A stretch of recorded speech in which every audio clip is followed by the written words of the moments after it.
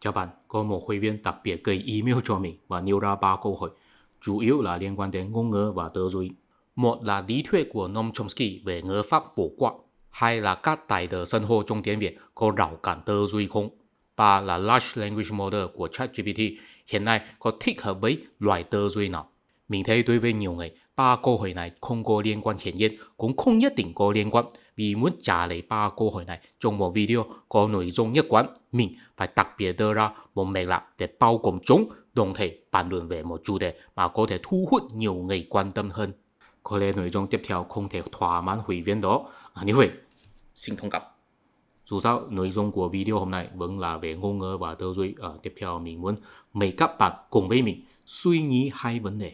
Một là ngôn ngữ là chất liệu cho tư duy, của phát triển văn hóa của một dân tộc, chắc cũng bao gồm của phát triển ngôn ngữ của dân tộc. Thế cụ thể có nghĩa là gì? Và nếu áp dụng trong tiếng Việt thì sẽ ra sao? Hay là kỹ thuật của AI đã càng ngày càng tiện lợi? Nếu trong tương lai AI sẽ thay thế nhân loại trong nhiều công việc, thế nên làm thế nào để chứng minh mình là một người ưu việt hơn AI? Vấn đề đầu tiên là của phát triển ngôn ngữ của dân tộc cụ thể là gì? Chúng ta biết rằng ngôn ngữ là công cụ từ nhân loại phát minh ra để giao lưu khái niệm. Thế tại sao nhân loại có thể phát minh ra ngôn ngữ?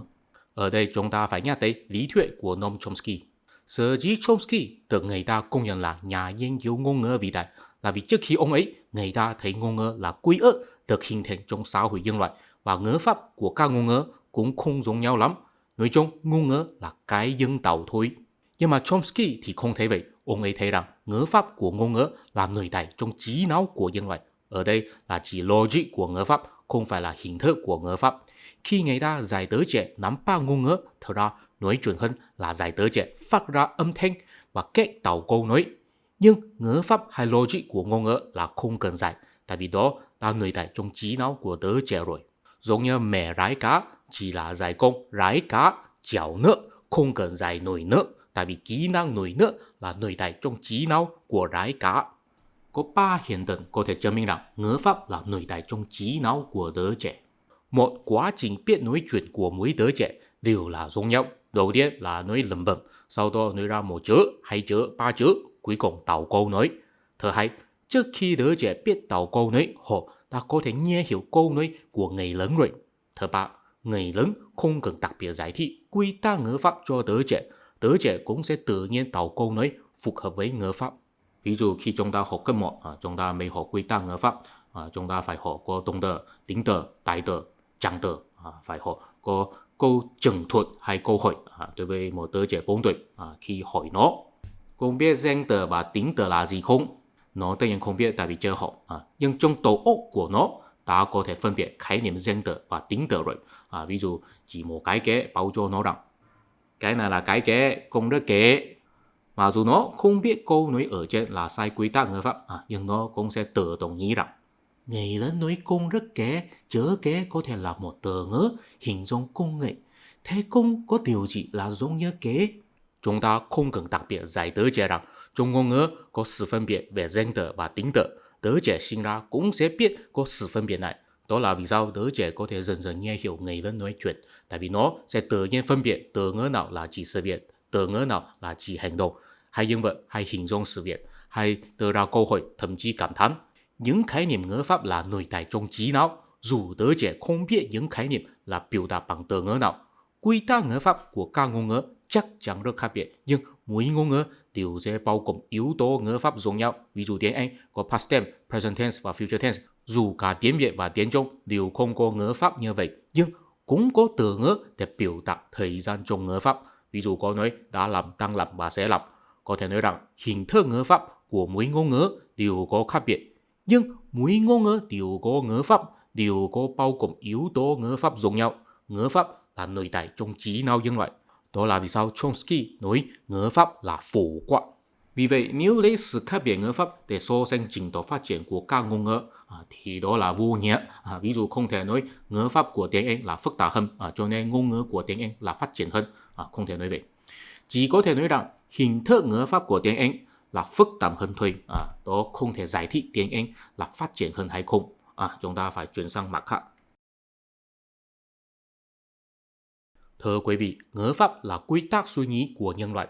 Có thể nói rằng trước khi ngôn ngữ xuất hiện, trong đầu óc của nhân loại, ta có thể suy nghĩ những khái niệm về quan hệ nhân quả, quan hệ thời gian và tính chất của sự việc rồi. Đó là ngữ pháp phổ quát nội tại trong trí não. Thế trước khi ngôn ngữ được phát minh ra, trong đầu óc của nhân loại, ta có thể cấu tạo ra một thế giới khái niệm.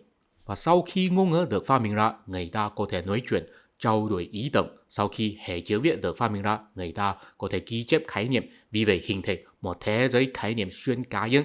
Chìa khóa nhập vào thế giới này chính là nắm bắt được ngôn ngữ tương ứng. Và nếu có một ngày nào đó không có ai nói được ngôn ngữ tương ứng, không nhận được hệ chữ viết tương ứng, thì thế giới khái niệm này sẽ bằng với bị biến mất. Thật ra mình sợ rằng mình nói thế giới khái niệm đối với nhiều người đó đã là một từ ngữ mới lạ rồi. Mình nói thế giới khái niệm xuyên cá nhân có lẽ càng làm người ta hiểu lầm, có lẽ sẽ khiến người ta nghi ngờ rằng thế giới khái niệm xuyên cá nhân là một thế giới chủ quan hay khách quan. Thưa quý vị, mình muốn xin các bạn tạm thời bỏ qua một ý tưởng là miễn là vật chất thì là khách quan, miễn là phi vật chất thì là chủ quan. Mình muốn chỉ ra một điều là vật chất là khách quan tồn tại, nhưng trong nhận thức của nhân loại, vật chất không nhất định được khách quan chỉnh ra.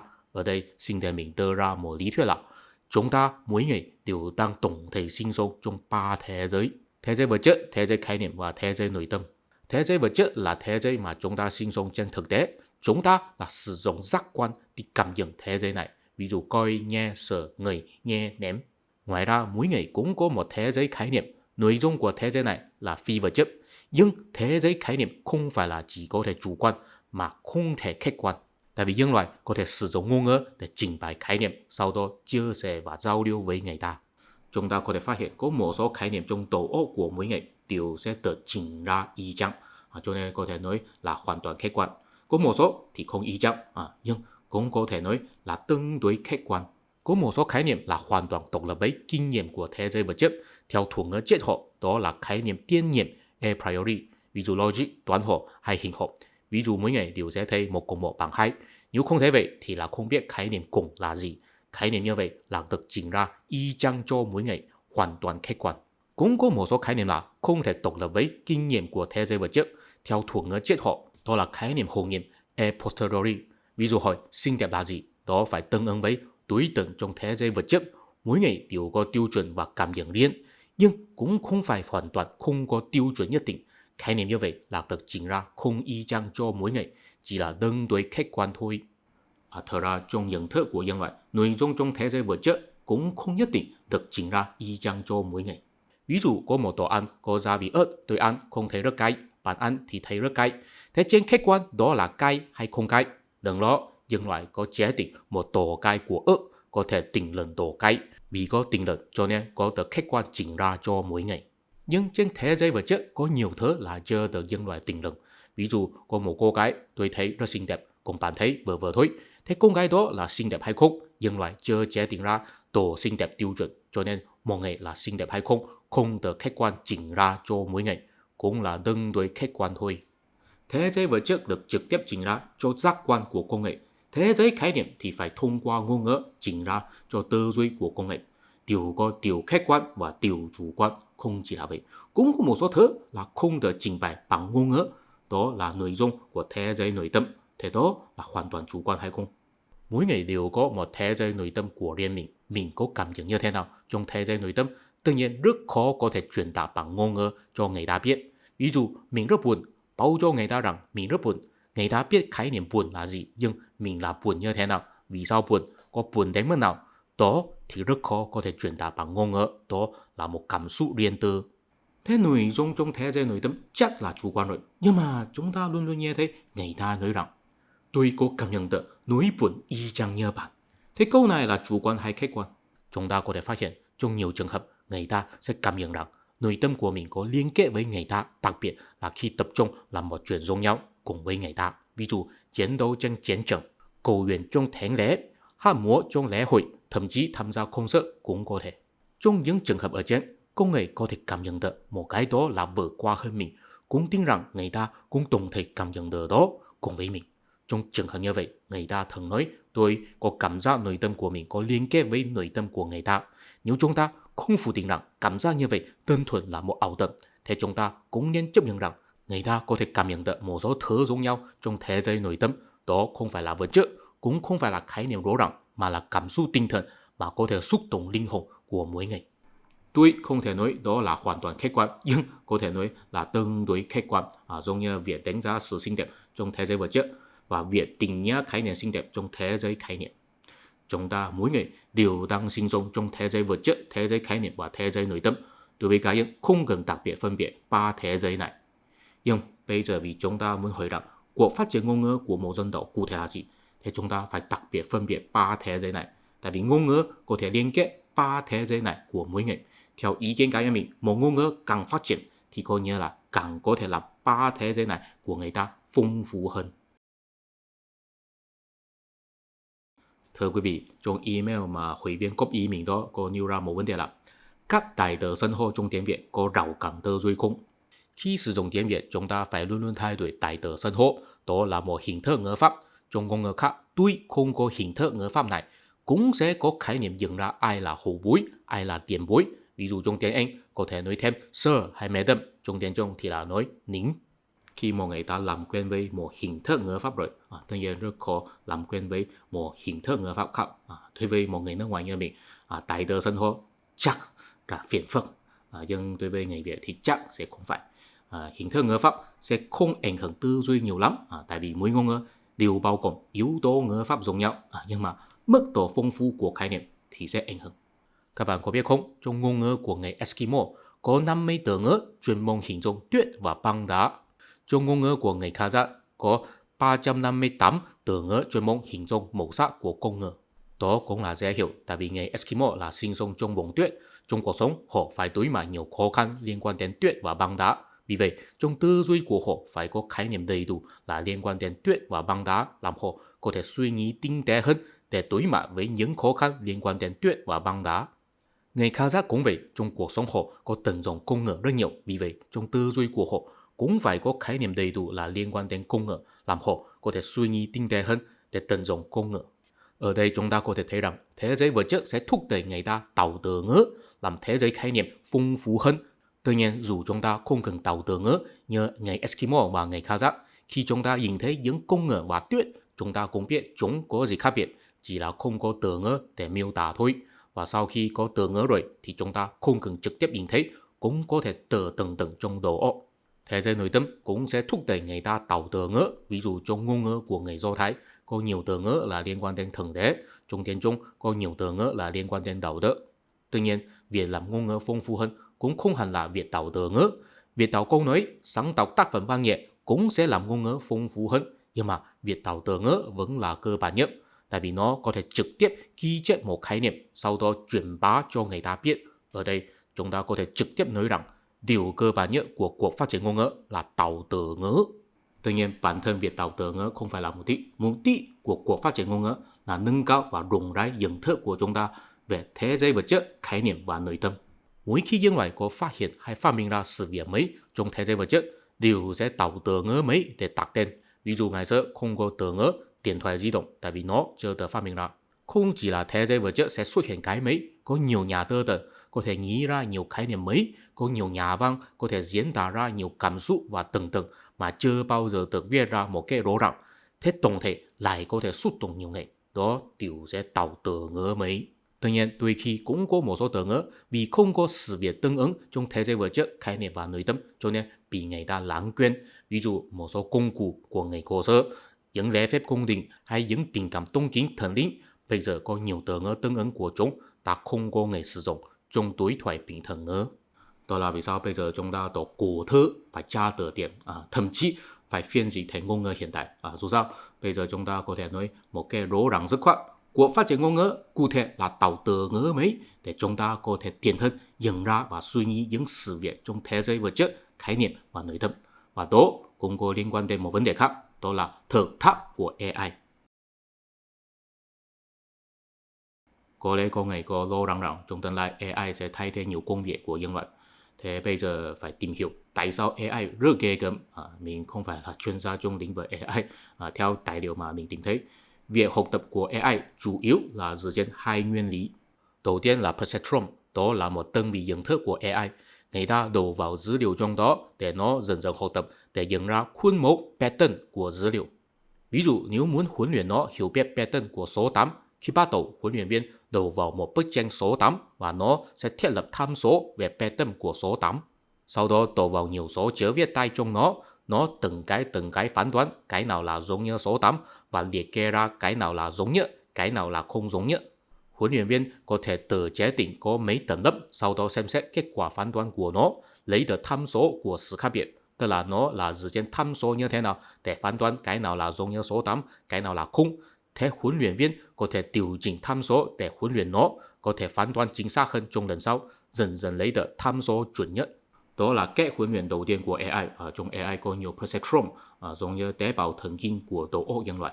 Khi một tế bào thần kinh tiếp xúc quá nhiều thông tin, nó không thể xử lý được thì sẽ phân ra một số cho tế bào thần kinh khác xử lý. Vì vậy, hình thành một mạng lưới xử lý thông tin. Một số tế bào thần kinh chuyên môn xử lý thông tin về toán học, một số là hình ảnh, một số là quan hệ nhân quả, một số là động tác, v.v. Có phân công rất nhiều.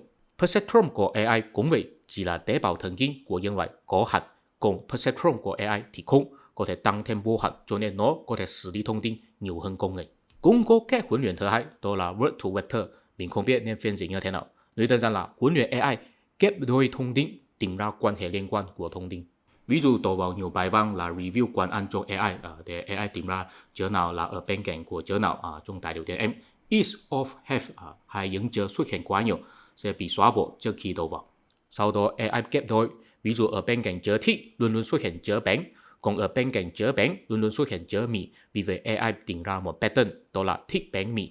Ngoài ra AI cũng tìm ra nhiều đôi ghép là thích phở. Thế AI sẽ biết rằng thích là một động tác, một ngày có thể thích nhiều thứ, cũng sẽ tìm ra nhiều đôi ghép khác. Ví dụ phở bò và phở heo thì AI sẽ biết rằng phở là một món ăn mà có nhiều cách chế biến, nhưng mà dù sao ở đằng sau phải có huấn luyện viên xem xét. Ví dụ nếu AI tìm ra đôi ghép là hệ thích, từ câu nói là khi tôi ở vỉa hè thích coi cô gái, đó là một đôi ghép vô nghĩa, huấn luyện viên phải báo cho AI. Bây giờ huấn luyện viên là sử dụng Large Language Model để huấn luyện AI, tức là đầu vào thông tin khổng lồ để AI học tập. Trong đó có một nguyên lý là pattern mà xuất hiện càng nhiều lần nhất thì càng có khả năng là pattern chính xác. Ví dụ thích bánh xuất hiện nhiều lần hơn, đó là pattern chính xác. Hệ thích xuất hiện ít lần hơn, đó là pattern không chính xác. Bây giờ chúng ta biết rằng sở dĩ AI trông rất ghê gớm là vì nó có thể nhận ra pattern chính xác của thông tin giống như công nghệ, nhưng đó là vì có huấn luyện viên điều chỉnh. AI chỉ có thể tìm ra pattern có lặp lại nhiều lần, phải nhờ huấn luyện viên xác định đó là pattern chuẩn. Tiếp theo chúng ta có thể bàn luận nên đối mặt với nó như thế nào. Thật ra dù AI có thể xử lý bao nhiêu thông tin hơn công nghệ, nó chỉ có thể nhận ra pattern có lặp lại nhiều lần trong thế giới vật chất thôi. Nó không giống như nhân loại là trong tổ óc có năng lượng nội tại mà có thể nhận ra pattern của thế giới vật chất, khái niệm và nội tâm. Khi báo cho đứa trẻ rằng cái này là số 8, nếu nó đã nhớ được rồi thì nó sẽ tự nhiên nhận ra pattern của số 8 từ vô số chữ viết tay. Đó là một năng lượng nội tại trong trí não. Ngữ pháp vốn là pattern nội tại trong thế giới khái niệm của mỗi ngày.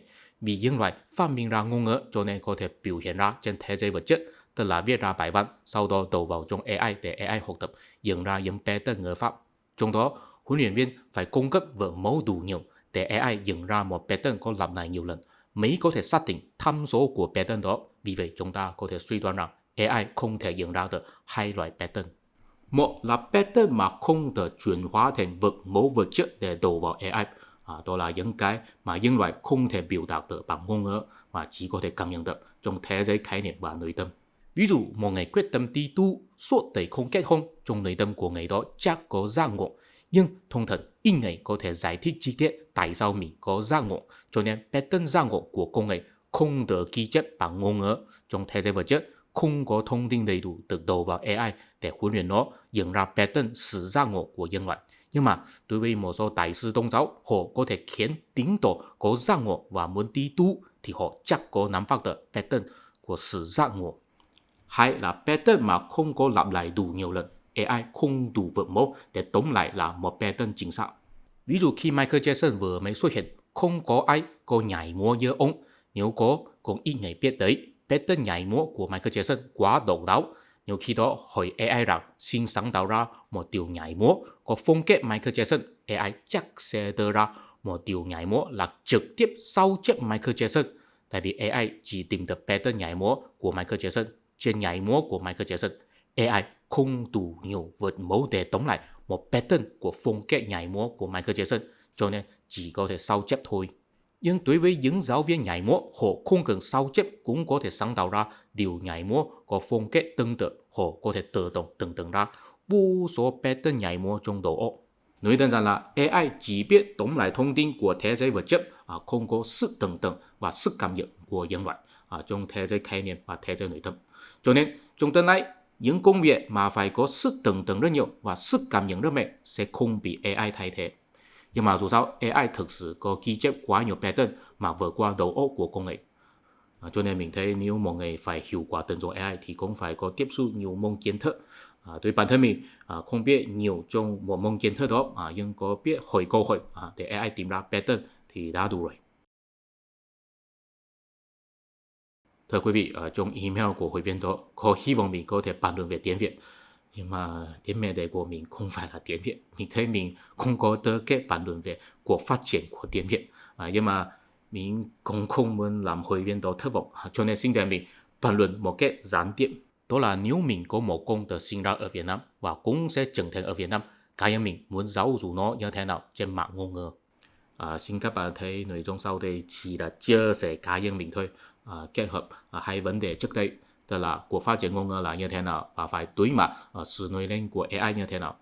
Mình hy vọng rằng trong quá trình học ngôn ngữ của con mình, nó có thể làm thế giới vật chất khái niệm và nội tâm phong phú hơn. Đầu tiên, ngôn ngữ thứ nhất của nó chắc là tiếng Việt, tại vì nó là trưởng thành ở Việt Nam. Bây giờ có một vấn đề, mình không thể nói chuyện với con mình bằng tiếng Việt, tại vì sợ nó bị giọng nói của mình ảnh hưởng. Nó sẽ bị trêu chọc khi đi lớp học. Mình chắc sẽ nói chuyện với nó bằng tiếng Anh và tiếng Trung. Nhưng mà vợ mình thật ra là nói giọng miền Bắc, nhưng nó là sinh sống ở miền Nam thì nó phải nói giọng nào.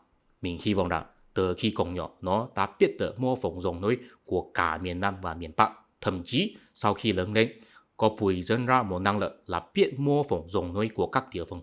Mình không biết ở Việt Nam có diễn viên hài hước chuyên môn mô phỏng giọng nói của các địa phương không. Trong vòng tiếng Anh có Russell Peters, ông ấy chuyên môn mô phỏng và nói đùa giọng nói tiếng Anh của các quốc gia. Mình thực sự rất khâm phục. Cũng thấy đó là một hình thức hài hước rất tốt.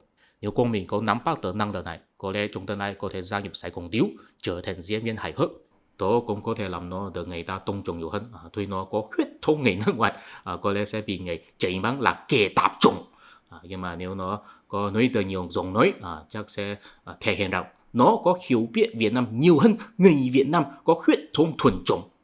Đó sẽ làm người ta không dám miệt thị nó. Mình rất sợ nó có số phận như mình. Tại vì ngôn ngữ thứ nhất của nhiều người Hoa Malaysia là tiếng Trung, cho nên bị người ta miệt thị rằng không có hòa nhập vào xã hội bản xứ là ký sinh chủng, giống như người Do Thái ở châu Âu ngày xưa. Mình thật sự thấy bố mẹ mình là người ngu ngốc, tại vì họ đưa mình đi trường học tiếng Trung.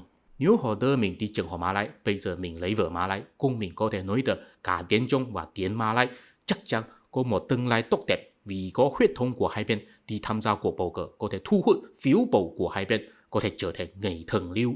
Thật ra bây giờ cũng có nhiều người Mã Lai đã đưa con đi trường học tiếng Trung, nhưng mà đó là vì họ nói tiếng Mã Lai trong nhà, hậu duệ của họ cũng có một tương lai tốt đẹp. Tuy nhiên mình không chỉ là tạp chủng, huyết thống cách mạng của nó cũng không thuần túy, cho nên không có khả năng tham gia chính trị ở Việt Nam. Vì vậy tiếng Anh của nó chắc phải rất tốt, nhưng mà có một tiền đề là nó phải hiểu biết văn hóa châu Á một cách sâu sắc. Cho nên mình cũng sẽ dạy nó về một số kinh nghiệm châu Á. Tại vì nếu khi nó nói chuyện với người nước ngoài, dù tiếng Anh của nó rất lưu loát, nhưng chắc là có nhiều trường hợp là người nước ngoài sẽ hỏi nó về văn hóa châu Á. Nếu nó chỉ trả lời một cách hời hợt thì chắc sẽ khiến người nước ngoài coi thường. Thấy nó là một người banana, nội tâm là người da trắng, bề mặt là người da vàng. Mặc dù rồi nói tiếng Anh nhưng không rồi bằng người phương Tây. Đồng thời cũng không có nhận thức sâu sắc về văn hóa châu Á, giống như một sản phẩm không có cá tính, vẫn bị văn hóa phương Tây dắt mũi. Đó là vì sao người Singapore phải cớ họ tiếng Trung. Tuy không có ai thích nói, tại vì họ sợ bị người phương Tây coi thường. Nếu Uncle Roger và Ronnie Chan không biểu hiện mình rất hiểu biết văn hóa người Hoa, thì ai quan tâm họ? Tuy họ thực ra là người banana. Ngoài biết ăn món ăn người Hoa, họ cũng biết cái gì nữa. Tiếp theo, mình hy vọng con mình có thể sớm hơn đọc hiểu cuốn sách tiếng Anh. Đó cũng là dựa trên kinh nghiệm cá nhân mình. Thật ra, trước khi mình học trường đại học, tiếng Anh của mình rất tệ, mình rất lấy biến đọc cuốn sách tiếng Anh, nhưng vì trong trường đại học có nhiều tài liệu và kinh điển là tiếng Anh, không đi đọc thì không thể viết ra luận văn có chất lượng, vì vậy bị bắt buộc đi đọc. Khi bắt đầu tất nhiên mình phải luôn luôn tra từ điển, đặc biệt là khi đó không thể tra từ điển bằng điện thoại di động, phải lật sách, thực sự là một tra tấn. Nhưng sau mấy năm mình phát hiện mình đã ghi nhớ được nhiều từ ngữ một cái vô ý thức, không cần tra từ điển nhiều lắm. Từ khi đó mình có thể đọc hết một cuốn sách rất nhanh so với ngày xưa. Sau đó mình đọc cuốn sách tiếng Anh nhiều hơn tiếng Trung, tại vì đa số kiến thức là ghi chép bằng tiếng Anh. Mình thấy trong thời đại toàn cầu hóa, mọi người có thể không giỏi nói tiếng Anh, nhưng nếu cũng không thể đọc tài liệu tiếng Anh, có khả năng cao là dù nó là như thế nào đều không thể làm dân tại đỉnh cao. Mình hy vọng rằng khi con mình học cấp 2, nó không cần tra từ điển thì đã có thể đọc hiểu một bài tin tức tiếng Anh. Tiếp theo, mình có sẽ nói chuyện với nó bằng tiếng Trung, tại vì nếu nó không tìm được việc làm trong công ty lớn thì nó phải chuyển sang làm thương mại. Thế biết nói tiếng Trung vẫn là một ưu thế. Tuy chỉ biết nói tiếng Anh cũng được, nhưng nếu biết nói tiếng Trung thì sẽ làm người ta cảm thấy thân thiện hơn. Nhưng mà mình thì không dạy nó học chữ Hán, tại vì mình thấy nếu không phải là giống như mình có hiểu biết sinh thái học thuật của vùng tiếng Trung thì có khả năng cao là chỉ sẽ đi đọc những cuốn sách đại chúng. Nhưng thông tấn chúng đều không thể vượt qua một thế giới quan là tư tưởng đại nhất thống. Cùng mình không phải là người Trung Quốc, thế tại sao phải bị ảnh hưởng, bị sa mối về ý thức hệ chính trị hời hợt như thế? Nếu mình dạy con mình dừng từ chữ Hán rồi, sau đó nó chỉ biết đọc những cuốn sách đại chúng, đó là bằng với dạy nó đi ăn phân. Nhưng mà mình sẽ dạy nó những chữ Hán nguyên thủy mà tương ứng với từ Hán Việt. Chữ Hán là một chữ tượng hình ở đằng sau của đa số chữ Hán, dù khái niệm có chủ tượng như thế nào đều có hình tượng tương ứng trong thế giới vật chất, có thể liên kết khái niệm chủ tượng và hình tượng cụ thể. Mình thấy đó là một di sản quý báu. Ví dụ chữ nguyên thủy của chữ quyển, bên trái là gậy gỗ, tượng trưng bạo lực, công nghệ sử dụng gậy gỗ để ngậy. Bên phải là một con chim có đuôi mắt lớn, có lẽ là con cú, tượng trưng thông tin. Con chim có thể nhìn thấy nhiều thứ hơn con người. Khi bay trên chạy, có bạo lực và hiểu biết thông tin mới có quyền. Đó có phản ánh trí tuệ của người cổ xưa. Tuy nhiên cũng có một số chữ chỉ có phản ánh tầng cụ thể của người cổ xưa. Ví dụ chữ nguyên thủy của chữ năng, đó là một con gấu. Đối với người cổ xưa, con gấu rất có năng lực, tại vì có thể một mình sinh sống trong hoang dã. Cũng có một số chữ chỉ đơn thuần là ghi hình thôi, ví dụ hỏa, thủy, dương và nữ. Tuy nhiên sẽ có người thắc mắc rằng giải những chữ nguyên thủy cho con có ý nghĩa gì? Thật ra không có ý nghĩa nhiều lắm. Nhưng mà mình thấy trong tiếng Việt có nhiều từ Hán Việt, nếu con mình không biết nguồn gốc ở đằng sau thì đáng tiếc quá. Mà tự nhiên giải nhiều chữ nguyên thủy cho nó chắc sẽ không nhớ được tất cả mọi chữ. Nhưng mình thấy quên thì quên đi.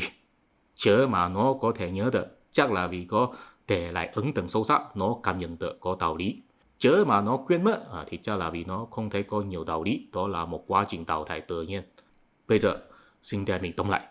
Mình hy vọng rằng con mình biết nói nhiều dòng nói tiếng Việt, có cảm nhận văn hóa truyền thống châu Á, có thể hấp thu kiến thức từ tiếng Anh rất nhanh, có hiểu biết những từng nguyên thủy ở đằng sau từ Hán Việt. Đó là kế hoạch cá nhân mình, làm con mình có nhận thức phong phú về thế giới vật chất, khái niệm và nội tâm.